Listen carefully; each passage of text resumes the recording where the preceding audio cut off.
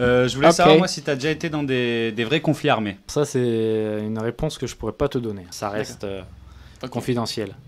J'ai un petit point rouge là qui commence à apparaître. Si jamais vous n'avez pas de mes nouvelles pendant 48 heures, s'il vous plaît. Bienvenue à tous dans ce nouvel épisode du Shabby Show, le podcast qui vous aide à devenir des hommes, et nous aussi par la même occasion, à travers des témoignages d'invités qui ont un certain vécu. Et aujourd'hui, je vous présente Johan, un militaire de 32 ans qui a commencé à l'âge de 18 ans, donc il a vu et il a très bien connu l'armée. Il va nous partager son expérience aussi, et il va nous expliquer comment il est devenu l'homme qu'il est aujourd'hui, à savoir un homme solide, qui a des valeurs et qui est discipliné. Donc si ça vous intéresse et vous voulez devenir ce genre d'homme, c'est un podcast qui est pour vous. Et bien je vous propose d'y aller tout de suite. C'est parti pour le Shabby Show. À vos ordres. Salut à tous, bienvenue dans le Shabby Show. Aujourd'hui, on va parler de l'armée. Je vous rappelle quand même que le Shabby Show, c'est un podcast qui vous aide à devenir des bonhommes ou des hommes. Enfin, du coup, on essaye. Et pour ça, on interviewe des gens qui ont un vécu et qui vont nous apprendre quelque chose, qui vont nous partager leur expérience. Et du coup, aujourd'hui, c'est un militaire. Voilà. Salut Shabby, salut Thibaut. Salut Johan. Et bonjour à tout le monde. Bah, ça nous fait très plaisir à nous aussi d'avoir quelqu'un qui a une expérience forte, qui va pouvoir nous apporter son expertise. Ça, c'est bien cool. J'espère pouvoir donner ça. Et du coup, on va commencer par un petit quiz. Un petit quiz pour détendre l'atmosphère là, parce que moi je suis tendu là. J'ai un militaire en face de moi là. Attention. Ah, je suis tendu du string moi aussi. Voilà, c'est bon, donc on va. Le quiz armé. Est-ce qu'on peut rentrer à l'armée sans diplôme et obtenir des diplômes à l'armée? Alors oui, tu peux rentrer sans diplôme. Après, tu obtiens des diplômes internes à l'armée. D'accord. Mais tu peux très bien rentrer sans diplôme, comme moi, je suis rentré seulement avec un CAP. D'accord. Mais d'autres sont rentrés seulement en étant allés jusqu'en 3e et en ayant obtenu le brevet des collèges. Ok. Ok, deuxième question. Est-ce qu'il faut être fort en sport pour être dans l'armée? Oui, il faut être quand même bon en sport, forcément. Après, voilà, il y a les sportifs haut niveau et les sportifs qui sont un peu moins aguerris, mais ils apprennent ça sur le tas en travaillant forcément à l'armée. On n'est pas tous des monstres en sport quand on s'engage. On le devient, on l'apprend, et après ça se passe beaucoup dans la tête. C'est le mental qui prend la suite. Il n'y a pas un concours d'entrée ou un concours physique d'entrée, voilà. Moi, ok. je suis passé, je me suis présenté au CIRFA de Nice. Ouais. Après, je suis parti 2 jours à Lyon, où j'ai fait mes tests présélection à Lyon. Voilà, donc on a les tests UCLG comme vous avez eu au collège, connu, avec les paliers, là, 1, 2 jusqu'à 10. Ouais. On a des tractions, on avait un petit parcours léger combattant. Donc ça reste assez soft. Après, c'est à nous de s'entraîner, de s'aguerrir après pendant la carrière. Ok, question un peu plus conne. Est-ce qu'il faut se raser la tête quand on va à l'armée? Est-ce qu'on doit se raser le crâne? Alors, sur ça c'est pas mal parce que moi quand je suis rentré pendant les classes, il y en a, ils avaient Jackson 5 sur la tête. Donc on voyait les cadres qui rigolaient parce que bon, ils avaient la tondeuse magique. Donc sur ça, oui, vaut mieux avoir le crâne pas rasé court, mais généralement on passe là-bas chez le coiffeur. Donc 3 mm et on obtient le dégradé. En tout cas moi, on devait obtenir le dégradé avec l'expérience pendant les classes. Voilà, fallait le mériter. Le dégradé, on devait le mériter pendant les classes. Ah ouais, d'accord. Tiens, c'est une bonne anecdote. Ça. Sinon, on avait une tête de con. Voilà. Ok. Ça, c'est ça, ouais. Ah ouais. Donc moi, avec mon dégradé là, je peux pas. Là, avec ce dégradé là, je peux pas. Là, aller... si tu voulais rentrer, alors maintenant, je sais pas parce que je suis dedans, mais voilà, nous, fallait le mériter. Le dégradé, ça se méritait. Bah tu vois, bonne anecdote. Voilà. Et c'est comme chez les légionnaires, je sais que pour rentrer à la Légion, tu sais, au début, tu dois être rasé à blanc. Mais quand tu as de l'expérience, après, tu peux laisser pousser la barbe, tu vois. J'avais entendu ça chez les légionnaires. Ils font ça, les légionnaires, pour surtout notamment le 14 juillet. Ça, les bûcherons, donc ils ont la grosse barbe. Ouais. Mais généralement, après, sur le terrain, ils sont rasés. Ah, ok. Ils sont rasés. Ouais. Ok, super. Donc, prochaine question. Est-ce que tu peux refuser un ordre quand tu es dans l'armée?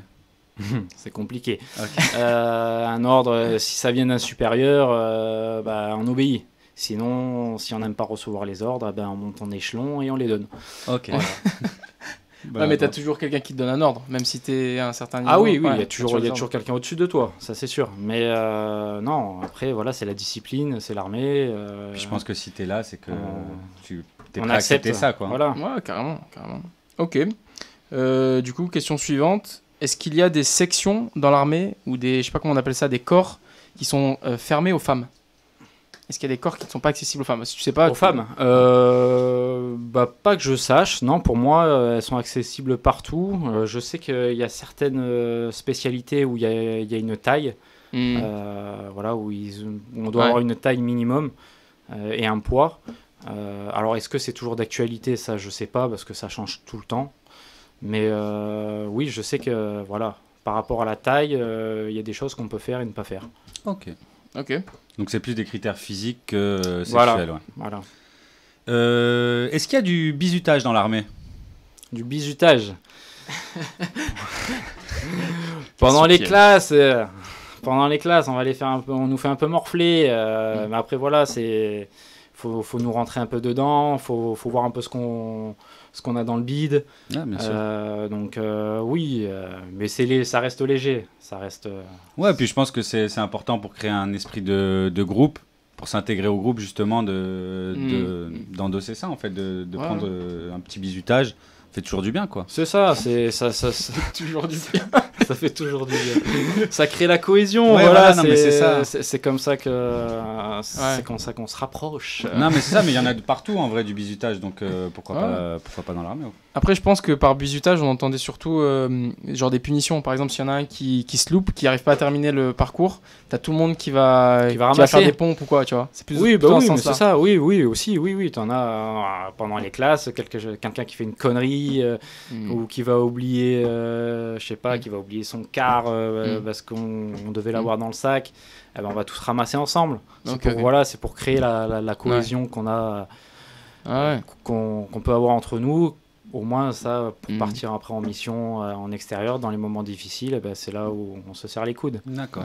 Est-ce qu'il faut connaître l'hymne français par cœur et, entre guillemets, les grandes images de la France, comme le drapeau, tout ça Alors, la Marseillaise, tu parles? Oui, la Marseillaise. La Marseillaise. Alors oui, c'est pas les 7 couplets par cœur, ça serait bien de la connaître. Mais oui, après, c'est bien de la savoir. Je pense que tout bon Français qui se respecte devrait la savoir. Intéressant, voilà. Un point de vue intéressant. Et non, c'est vrai de la savoir. Après, j'en connais qui la connaissaient pas pendant que j'ai fait mes classes. Il y en a qui la connaissaient pas, donc je vais l'apprendre. Mais non, c'est quelque chose à connaître. Voilà, au moins les bases de son pays, quoi, pour lesquelles bien sûr. on la défend. Je suis un peu d'accord aussi. Je suis en partie d'accord. Hashtag Benzema. Je déconne. Maintenant, il commence mais maintenant, après, moi, la bouche. J'adore Benzema. Moi, Benzema, c'est un très bon dans joueur. le cœur. Tu ne regarderas jamais, mais c'est pas grave. Mais je sais plus ce que je voulais dire. Prochaine question. Ouais, est-ce qu'on peut quitter l'armée? Tu veux déserter, c'est ça? Non, est-ce qu'on peut quitter l'armée quand on veut, ouais.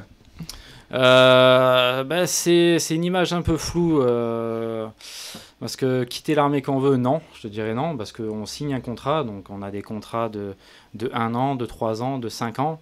Maintenant, si je dis pas de bêtises, il y en a même un de 10 ans. Donc faut juste bien choisir son contrat. Moi, je conseille plus de signer 3 ans et de renouveler derrière. Ou 5 ans, mais 10 ans, c'est vrai que pour quelqu'un qui connaît pas le milieu ou quoi que ce soit, il faut vraiment être sûr de pouvoir rester, parce qu'après c'est vrai que c'est très compliqué de pouvoir partir avant la date butoir. Ok, mais je crois qu'on peut passer aux vraies questions maintenant. Ouais. L'entretien armé. Passons aux vraies questions. Le concret. Le concret, j'en ai marre. Alors, première question. Pourquoi es-tu devenu militaire? Qu'est-ce qui t'a fait te dire, vas-y, je vais devenir militaire? Alors, Moi, pour ma part, à la base, j'avais 2 choix. Donc, j'étais pas du tout école. Hein. Chabi, tu peux le certifier. Parce qu'on se connaît. On se connaît depuis longtemps. J'étais pas du tout école.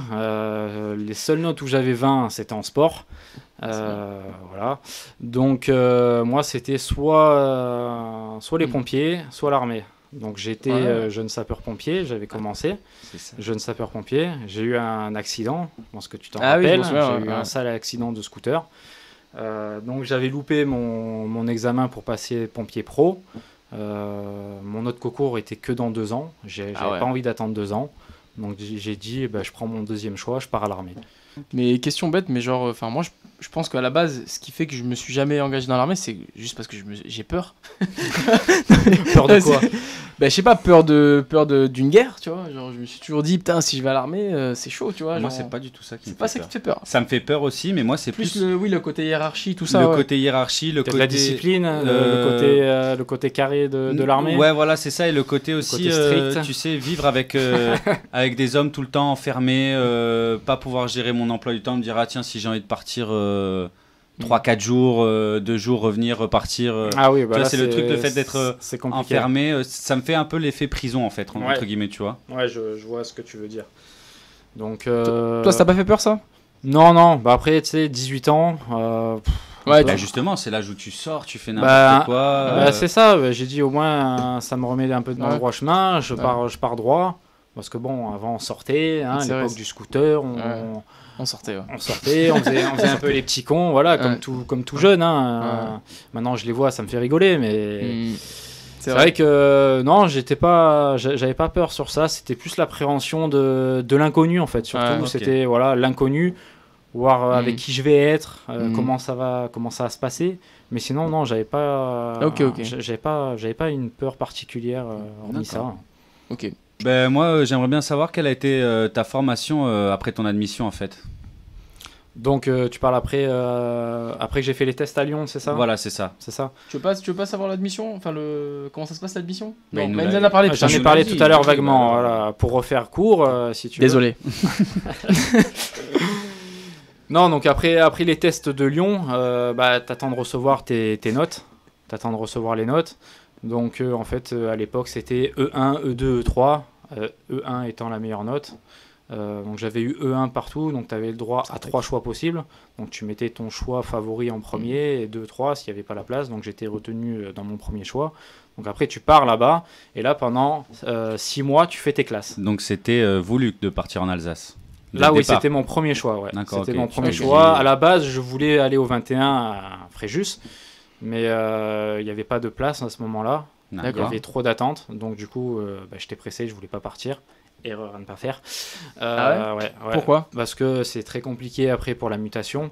Donc prenez le temps, je parle pour ceux qui veulent s'engager ou quoi, prenez le temps de bien choisir le régiment parce qu'après les mutations c'est très compliqué. Donc pour revenir à la formation, après tu as 6 mois de classe. Donc ils t'apprennent à devenir un soldat. D'accord. Voilà, t'apprends que ça soit du FAMAS, enfin maintenant c'est plus le FAMAS, c'est le HK. HK une bonne bière. Hein. Ah non, HK 416. Voilà, donc après il t'apprend à devenir simplement un soldat, voilà. D'accord. Ok. Mais il me semble que tu m'as dit la formation dure 6 mois, c'est ça? 6 mois, c'est ça. Ouais. Et ensuite, du coup, tu as des sorties quand même ou pas? Parce que je crois que tu as des sentinelles ou un truc comme ça, non? Au début. Alors ça, c'est pas pendant ta formation. Pendant ta formation des 6 mois, ils t'apprennent à devenir un soldat. Parce que même après, ils te forment encore, hein, parce que 6 mois, c'est pas suffisant. Ouais. Tellement de choses à savoir. Ça change tellement. Avant on était au FAMAS, maintenant on est au HK. Enfin voilà, ça évolue. Donc non, en 6 mois, ils t'apprennent vraiment les bases du soldat. Et comment tu l'as vécu ça? Ça, je pense, c'est intéressant. Ah bah moi, ça reste les meilleurs moments de ma vie. Carrément. Oui. Parce qu'on en a tellement chié que là-bas, j'ai des frères d'armes. Hein. Je les vois, ils sont à l'autre bout de la France, mais je les vois toujours. Mais non, ça crée un lien énorme. Pendant 6 mois, on est ensemble, on galère ensemble. En plus, moi, j'ai fait par exemple les classes en hiver. Donc là-bas en Alsace, Ouais. il fait moins 15 degrés. Donc on a dormi, voilà, comme avec ta femme en cuillère, mais nous c'était avec des mecs. D'où ma peur de l'armée. Voilà, mais là, ça crée des liens. Voilà, mais là pour se réchauffer, on n'y pense même pas. Ah, là non. c'est voilà, On imagine bien. Ok, bah, je te propose qu'on passe à la question suivante. Alors, du coup, tu as fini la formation et ensuite, bah, tu deviens un soldat, même si tu as dit que c'est de la formation continue. Mais du coup, c'est quoi ta première mission, on va dire? Ah bah là, t'es vraiment au bas de l'échelle, parce que moi j'ai démarré militaire du rang, donc tout en bas de l'échelle. T'es le premier, t'es le GV de tête, on appelle ça, grenadier voltigeur, c'est pour ça. Tu voles si tu fais pas attention. Mais non, voilà, c'était vraiment en phase continue où tu apprends. Et c'est là où après, tu as des formations internes où tu apprends à devenir chef d'équipe, ou tu as une spécialité, voilà, que ça peut être tireur de précision. D'accord. Mais t'es pas sur le terrain encore alors? C'est-à-dire sur le terrain? On t'envoie pas dans des missions ou dans des choses, même que ce soit des Une missions... Une fois que tu as fait tes 6 mois de formation, normalement tu es apte à pouvoir partir en opération extérieure. Ok. Tu peux partir. D'accord. Voilà, moi... OPEX. Voilà, en OPEX, opération extérieure. C'est ça, OPEX. OPEX, c'est comme ça. Le mec qui joue à Warzone et tout ça. Mais non, mec, c'est Sentinelle, c'est à l'intérieur du pays et OPEX, c'est à l'extérieur. D'accord. Je te jure, c'est ça. C'est ça. On connaît ou connaît pas? Voilà, futur réserviste, c'est ça. Ouais, ouais, parce qu'en fait, je t'ai pas dit, mais je vais peut-être postuler pour devenir réserviste, mais on en parlera peut-être après. D'accord. Voilà. Bah c'est bien, vas-y, enchaîne. Hein. Tu vas ramasser, chape. Du coup, moi, ma question, du coup, c'est est-ce que t'es parti à l'étranger? Tu vois, Oui, je suis parti à l'étranger, ouais. Directement après ta formation. Alors, j'ai fait 6 mois de classe et je suis parti 3 mois après. Ok, ouais, donc assez rapidement quand même. Assez rapidement, ouais. En fait, voilà, ça dépend de ta compagnie, si elle est prévue sur le mandat de départ. Voilà, c'est vraiment aléatoire en fait. Ok. Et ça, c'est toi qui le choisis ou pas du tout? Non, pas du tout. Okay. Là, c'est parce que nous, on était affectés à une compagnie et cette compagnie, elle était prévue à un départ. Je sais qu'en ce moment, c'est le Mali, je crois. En ce moment, les militaires, quand ils partent en OPEX, il me semble qu'ils partent au Mali. Je crois que c'est tout en ce moment, non? Il y a d'autres pays. Ah non, il y a d'autres pays. Il y a d'autres pays. Il y en a qui partent donc au Mali. Bon, l'Afghanistan, ils ont retiré les troupes. Ouais. On a la Guyane. Ah ok. On a d'autres pays. Hein. D'accord, ok. Et du coup, premier départ justement en OPEX, comment ça s'est passé toi? Comment tu l'as vécu? C'était le flou total. Hein. C'est premier départ, on sait pas, on sait où on part, mais on sait pas trop à quoi s'attendre. On pose beaucoup de questions sur les plus anciens, comment ça se passe, quel matos faut prendre, est-ce qu'on a besoin de prendre du matos perso, voilà un peu comment ça se passe là-bas, et au final, on le découvre sur le tas. Il parle pas de drogue quand il dit matos. Hein, je préfère le dire. Oui, c'est vrai que dans le sud on dit du matos, mais non, voilà, c'est du matériel personnel, quoi, on appelle ça. Mais voilà, c'est vrai que au final, on arrête de se poser trop de questions, et on voit ça au fur et à mesure des jours qu'on passe là-bas, et on prend ses marques sur place, quoi. Mais c'est quoi une journée type dans la peau d'un militaire en fait? Donc la journée type. Donc le matin, tu vas te lever, généralement vers 6h pétantes, tu vas avoir ta deuxième meilleure amie, donc ça va être le ménage, donc les TIG, travaux d'intérêt généraux. Ouais. Donc les matins, généralement, nettoyage des bâtiments, hein, on est beaucoup à y vivre dedans, donc il faut que ça soit propre forcément. Donc nettoyage, le lit au carré. Donc après, généralement, on a le rassemblement le matin, pour un peu dire la journée, ce que vous allez faire dans la journée, ce qu'on va passer durant la journée. Généralement, on a beaucoup de sport. Le sport le matin, on a du sport le matin, beaucoup de footing, un peu trop même. Mais non, voilà, le sport le matin. Après, on a de la pratique. On peut s'entraîner au combat. On a des cours, on a des stages. Enfin, on s'ennuie jamais, quoi. Je voulais savoir, moi, si tu as déjà été dans des vrais conflits armés. Alors ça, c'est une réponse que je pourrais pas te donner. D'accord. Voilà. Vous ferez votre idée. Hein. J'ai un petit point rouge là qui commence à apparaître. Il est en panique. Bon, bah, du coup, on peut pas te demander est-ce que tu as déjà vu des personnes en mauvais point ou en train, je sais pas, au bord de la route? Parce que je sais qu'en Inde. Dis le mot. Mort. Parce que je sais que. Après, on dit chaque mois qui a peur. Hein. Je sais en Inde, par exemple, je connais des gens qui sont partis. Ils m'ont dit tu vois des fois des gens qui sont décédés au bord de la route. Tu vois des animaux morts aussi. Et du coup, est-ce que tu as vu des trucs comme ça, genre vraiment. Est-ce que tu as eu affaire à la mort? Des trucs choquants, quoi. Ouais, bah ça c'est une chose aussi que je pourrais pas vous dire. Ça reste confidentiel. Si jamais vous n'avez pas de mes nouvelles pendant 48 heures, s'il vous plaît, appelez quelqu'un. Ok.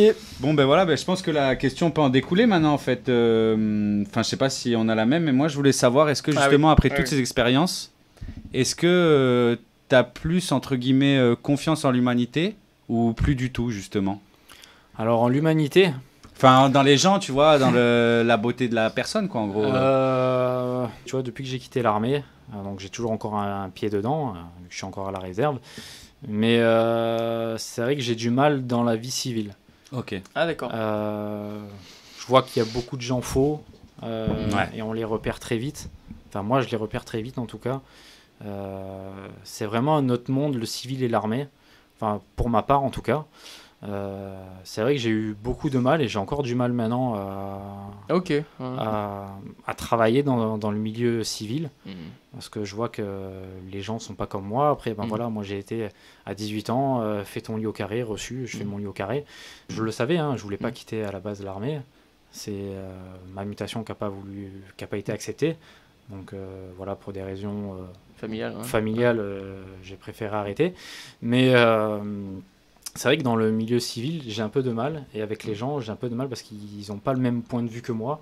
Parce que c'est sûr que j'ai vu des choses qu'eux n'ont pas vues.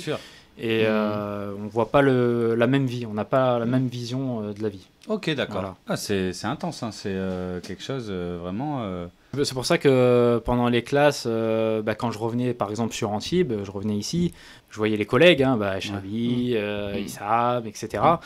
En fait, ils s'en rendent pas compte. Toi, tu l'expliques, mais ils peuvent pas le vivre. Ouais. Donc, tu vois, c'est pour ça qu'on en parle beaucoup entre collègues de l'armée. Quand on a un problème, machin, on va dire qu'on parle plus entre nous qu'avec quelqu'un qui a connu que le civil. Voilà. D'accord. Parce qu'en fait, voilà, on va lui dire, on a fait ça, ah ouais, c'est chaud. Ouais, mais il sait pas en fait à quel point c'était galère, la formation à quel point ça a été dur. J'avais perdu 8 kilos pendant le stage, pendant un stage, parce qu'on en a bien chié. Mais voilà, ça reste quand même les meilleurs moments de ma vie. Ça fait partie des meilleurs moments de ma vie. Mais tu vois, moi, c'est pour ça que c'est ce que je te disais la dernière fois. Moi, je suis pour un retour du service militaire, en fait. Parce que je pense que c'est... Tu vois, le service militaire, c'est quelque chose qui te permet justement de vivre certaines expériences et qui aussi te permet aussi de te sentir un peu plus français. Alors, je sais que c'est pas très à la mode de dire ça aujourd'hui, mais je pense qu'aujourd'hui, tu grandis en France, tu vas à l'école en France. Moi le premier, je suis issu de l'immigration, mais j'ai grandi en France. Je suis allé à l'école en France, je parle français. Quand je suis allé au Japon, on m'a dit « t'es français », tu vois. On m'a pas dit « t'es français d'origine espagnole, arabe ». Non, on m'a dit « t'es français » parce que je parle en français. Et je suis imprégné de la culture. Donc, si tu veux, je trouve que c'est dommage qu'il y ait plein de gens comme moi qui sont imprégnés de la culture française, mais qui se disent pas français. Et du coup, je pense que l'armée, par exemple, ça peut un peu te permettre de te faire réaliser, en fait, que quand même, on a de la chance, tu vois. On a de la chance d'être en France. On profite de pas mal de choses, pas mal d'avantages, et du coup, voilà, ça nous resensibilise sur le fait d'être français, tu vois. Ouais, bien sûr. Et est-ce qu'on en parle à l'intérieur de l'armée, justement, du service militaire qui est plus, que c'est... Pas trop. Après, je sais qu'ils veulent faire le service universel. Alors, je sais pas trop ce que ça va donner. Ils veulent faire, je pense, maintenant pour les jeunes, 1 mois de formation. Alors, je sais pas trop comment ça va tourner cette histoire. Mais non, après, on en parle pas trop. C'est vrai que les anciens, ils disaient, non, c'est bien de savoir, d'avoir un vécu, un petit passé au moins militaire. Au moins, voilà, eux, ils passaient 1 an là-bas. Ils étaient formés pendant 1 an. Après, autant ça peut te plaire et puis tu fais une carrière dedans. Ouais, bien sûr. Mais voilà, en tant qu'appelé, pendant 1 an, ils servaient la France. Pour moi, c'est quelque chose d'intéressant. pour ma part, ça aurait dû rester. Non, mais on est un peu tous d'accord sur ce point-là. Alors moi, je pense que ça devrait être... Tous, hein. Non, mais nous trois à la table. Ah oui. Non, mais ce que je veux dire, c'est en gros, je pense qu'il devrait être plus flexible qu'à l'époque. Tu sais, peut-être faire 3 mois, un peu t'adapter parce que, mine de rien, il y a des gens à 18 ans, ils ont un enfant. Ou, oui, peut-être. Tu vois, ils ont peut-être des pas études, un an des directement, trucs. c'est vrai. Mais ça peut faire sortir certaines personnes de leur quartier ou de leur oui, ville ou de leur... Ça permet d'avoir... Il y en a, ils n'ont pas tellement de règles. Au moins, ça permet d'avoir un peu de les restructurer. Mais non, c'est quelque chose pour moi qui aurait dû rester... Ouais, ils ont fait, je pense, pour ma part, une erreur de l'avoir enlevé. C'est pour ça qu'ils essaient un peu de vouloir le remettre. Mais d'ailleurs, tu le vois, aujourd'hui, il n'y a plus le service militaire, mais il y a beaucoup de trucs sur YouTube. Les gens, ils s'intéressent... Alors qu'il n'y a pas de service militaire, les gens s'en intéressent à bloc, tu vois. Ouais, non, ça m'intéresse beaucoup. Après, je pense que c'est aussi l'esprit de contradiction des jeunes, tu vois. Genre, les jeunes des années 80, ils se disaient « Ah, les services militaires, ça fait chier, et la guerre, c'est pas bien et tout. » Mais c'est pour ça que si tu... Et maintenant, c'est le contraire, limite. Si tu l'adaptes peut-être dans un contexte un peu plus social ou d'aide humanitaire ou de... Tu sais que tu arrives à adapter, tu sais...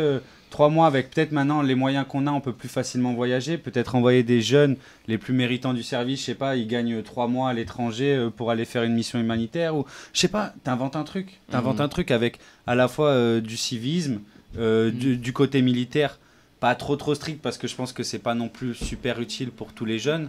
Mais je pense que tu peux arriver à faire quelque chose. Oui, pour certains, ça peut être utile. Ouais, pour certains. Ouais. Mais d'ailleurs, j'ai une question par rapport à ça. Vas-y. Est-ce que tu penses que à la place, par exemple, moi j'ai une idée, c'est que pour toutes les petites peines de prison, au lieu d'envoyer les gens en prison ou d'avoir un sursis et d'avoir un autre sursis et d'avoir un bracelet électronique, peut-être avoir une peine où tu vas dans une caserne ou dans un régiment de formation, quelque chose, et tu passes 3 mois, 4 mois, 6 mois selon ce que tu as fait là, et on t'apprend, on te forme peut-être pas à devenir militaire, tu vois, pas à avoir des armes dans les mains, tout ça, mais avoir une formation militaire pour te remettre peut-être dans le droit chemin. Est-ce que tu penses que c'est... Ouais, mais après je pense qu'au niveau tout ce qui est logistique, ça serait très compliqué à faire ça. Parce que pour faire des petites peines, pour des petites peines, faire à chaque fois quelque chose d'adapté à la personne. Non, mais pas forcément adapté. Ça reste un peu compliqué. Comme la formation que tu as fait, mais sans le côté armé, on va dire. Sans le côté. C'est surtout pour avoir de la discipline. Mais voilà, pour ça, après, pour moi, il existe plus des éducateurs spécialisés ou des gens qui remettent les jeunes dans le droit chemin. Je pense pas que ça soit à nous de pouvoir faire ça. Après. Il va peut-être obéir pendant 3 mois, mais on ne sait pas ce qu'il va faire après derrière. Non, bien après, sûr, ça peut aider. Parce qu'on voit, tu sais, des fois les images des États-Unis. Je sais pas, je suis sceptique sur ta question, je ne sais pas ce que ça pourrait donner. Parce que les images ça des peut être États-Unis, une bonne idée. Tu sais, où ils envoient les gosses dans les camps un peu d'armée, tout ça. Ils sont beaucoup plus costauds. Oui, bien sûr, ça mais rigole pas. Où ça? Aux États-Unis, tu vois les reportages, tu sais, les jeunes délinquants qu'ils envoient. Oui, ça c'est même des écoles. Ils ont des écoles pendant 1 an, ils vont là-bas, ils apprennent la discipline, tout ça. Oui, ça serait plus quelque chose comme ça. Bon, mais justement, j'aimerais te poser la dernière question parce que moi, je t'ai vu avant et après l'armée et j'ai vraiment vu une différence. C'est vraiment dernière question. Ok, très bien. J'en aurai une après. Ok. Et c'est plus le Chabichot, je vous préviens, c'est plus ça les gars là. J'ai pris le contrôle. Et du coup, je t'ai vu, comment dire, quand je t'ai vu revenir de l'armée, j'ai trouvé que t'étais devenu beaucoup plus carré, parce qu'avant, t'étais un petit jeune, qui sortait, qui, comme tu disais, tu faisais pas t'étais pas un délinquant du tout, tu vois. Mais tu faisais des sorties, enfin, t'étais pas très sérieux, forcément, même à l'école et tout. Mais quand t'es revenu, t'es devenu d'un coup sérieux, carré, tout ça. Donc c'est pour ça que moi, je suis d'accord avec vous pour le service militaire. Et toi, du coup, comment tu t'es senti en revenant de l'armée? Est-ce que tu as senti une différence? Tu prends une certaine maturité, quoi. Et à 18 ans, j'étais déjà posé, j'ai calmé mes ardeurs. J'avais la discipline militaire. Qu'on soit au régiment ou après, même en vacances, on devait... on devait garder l'image propre de l'armée, quoi, parce que c'est notre image, D'accord, qu'on transmet. Donc non, sur ça, j'ai pris une certaine maturité, de la confiance en soi, parce que c'est vrai qu'à 18 ans, tu pars de chez papa, maman, ça reste ça reste le flou total. Tu pars, tu sais pas où tu vas, et en fait t'apprends, et pour moi tu deviens un homme.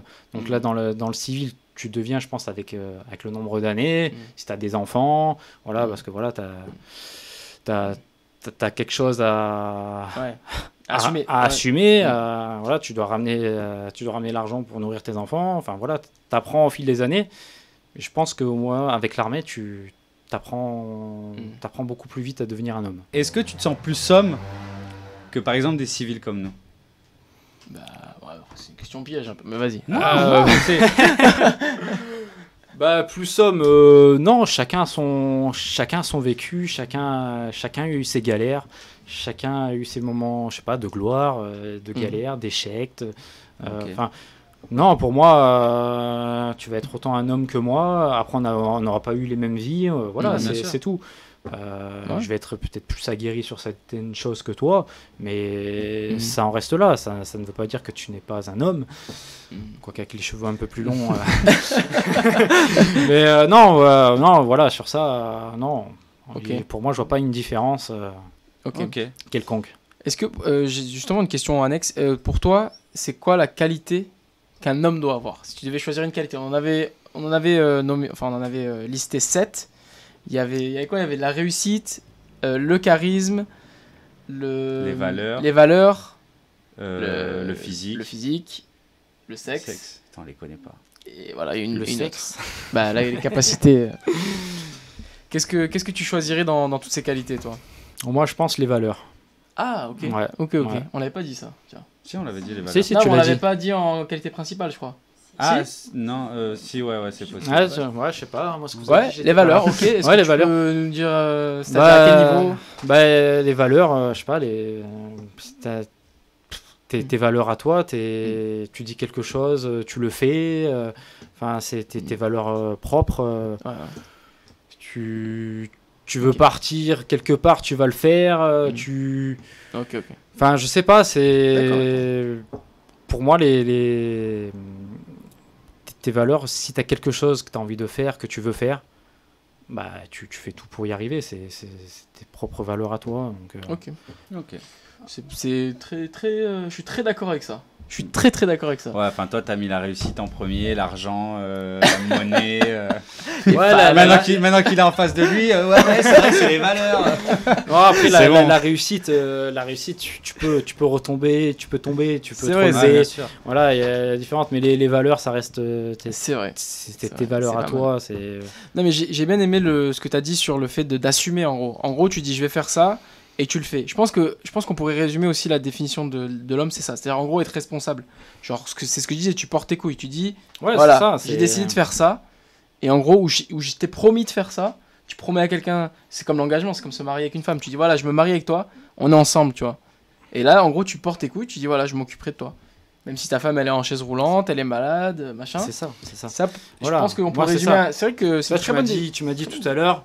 À 13h30, je suis là. 13h30, j'étais où? Il était là. Pas lui. J'étais en retard. Thibaut était en retard. 50 après. On va aller à la salle, tu vas en faire 50. Thibaut va faire 20 pompes devant vous maintenant. Voilà. Allez, c'est parti. N'importe quoi. Moi, j'avais dit que je voulais m'engager en tant que réserviste, du coup. Ouais. Et je sais plus, on en avait parlé tout à l'heure, mais... quel conseil tu donnerais à des gens qui demain, ils se disent, vas-y, je veux devenir militaire. Mais je sais pas trop, moi en gros c'était mon cas, c'est pour ça que je veux faire ça, c'est que moi j'avais pas envie de m'engager complètement non plus, tu vois, je me dis 3 ans, 5 ans, en plus comme moi je veux faire des trucs où t'as besoin du bac, en gros c'est 5 ans minimum je crois, tu vois. En plus j'ai un certain âge, j'ai 30 ans, donc... Ouais, t'arrives à la limite d'âge. Tu peux plus faire le truc de base où tu vas que 3 ans, donc du coup c'est pour ça que je voulais faire la réserve, mais est-ce que tu conseillerais ça à des gens, est-ce que tu me le conseilles à moi? Ah à tout le monde, ça permet d'avoir au moins les petites valeurs militaires. Voilà, vu qu'on n'a plus le service militaire, vous êtes là-bas à peu près 3 jours par mois en week-end, donc ça vous permet de toucher du bout du doigt ce que c'est qu'un soldat et ces missions qu'il peut faire. Pour quelqu'un qui veut pas s'engager mais qui voudrait se tester ou même qui veut s'engager, on en a beaucoup de jeunes, des étudiants ou même des adultes qui se cherchent un peu, ils savent pas trop, est-ce que je m'engage, est-ce que je m'engage pas, donc ils se mettent à la réserve pendant 1 an, 2 ans, et si ça leur plaît, après ils se lancent. On en a beaucoup. Ok, je pense qu'on a fait le tour. Merci pour votre visionnage. Thibaut, merci à toi. Merci à toi, merci à vous. N'oubliez pas de liker, partager, commenter. C'est super important pour nous. Voilà, et on se retrouve la semaine prochaine. Merci à Yoann aussi. Mec. Attends, en plus tu m'oublies. Oh là là. Merci à Yoann. Tu vas ramasser toi pendant la c'est un ingrat, ça. Ça va être pour formateur. Ah ouais, tu me diras, comme ça je ferai ta formation. J'ai peur. Avec plaisir. Et du coup, à la semaine prochaine pour un débat entre moi et Thibaut. On va débattre sur ce que c'est que la réussite. Voilà, vous allez voir, c'était bien marrant à tourner. Et je pense que vous allez kiffer ce concept. Voilà, merci à tous. Merci.